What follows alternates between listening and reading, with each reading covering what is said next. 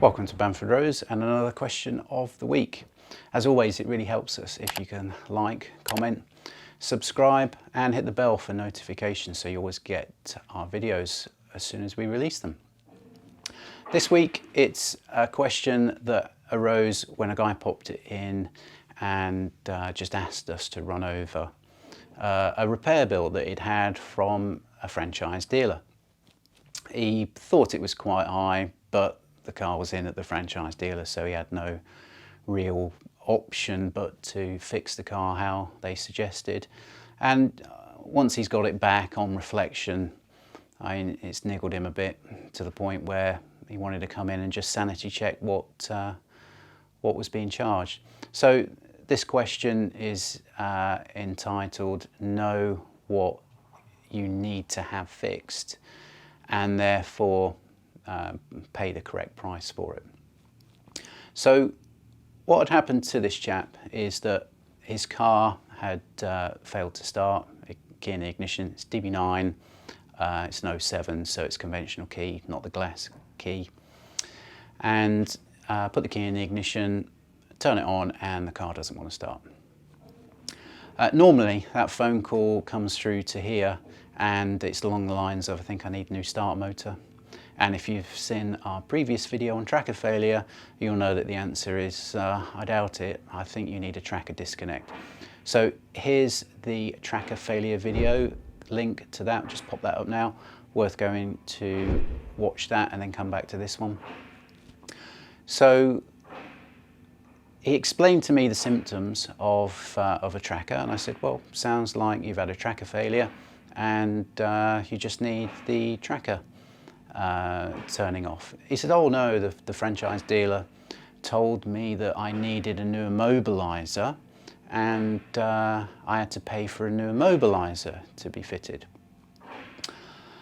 So the question is, well, okay, what is an immobiliser? What's the part number for an immobiliser? Because there isn't one on the Aston. The Aston has some security in the engine ECU, which deals with starting. So that's one side of the immobiliser circuit where it does a handshake with the key or the tracker fob and enables a start. The other half is the signal that's being sent out through the tracker module and then received back. And if the receiver center needs to shut the car off at next start, that's handled through the tracker module, going to the body module. So there is no separate immobiliser. There's an engine ECU, does some of the task. There's a tracker module, does some of the task, and there's a body module that controls it all and is the brain. So he didn't need a body module, he didn't need an engine ECU. He had a problem with the tracker module. Now here, as the franchise dealer could do, but they obviously don't want to, that is a simple disconnect of the tracker module and a reprogram of the body module with tracker inactive. Because if you just disconnected the tracker module, the body module would realize it's not there and then not approve the engine to be started.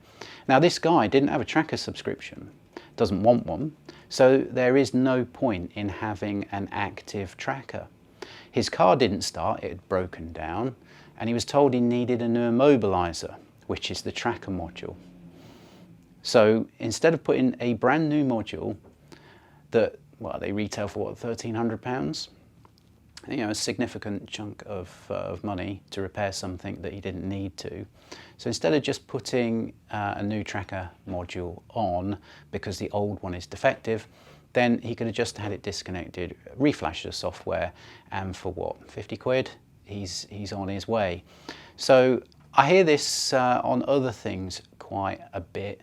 It happens within the franchise network. You wouldn't get this happen in the independent network. I think the independents do a good job of explaining exactly what's wrong, why it's gone wrong, what needs to be done to fix it. Whereas a dealer can be a bit standoffish. You know, you often don't speak to the service advisor, you speak through a receptionist which says, hey, the service advisor is saying you need X, Y or Z. So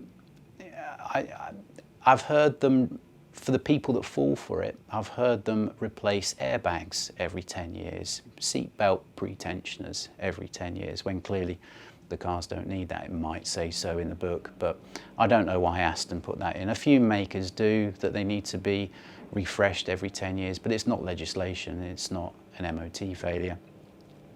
So when you're presented with a bill, if you don't understand exactly what it's for, then question it.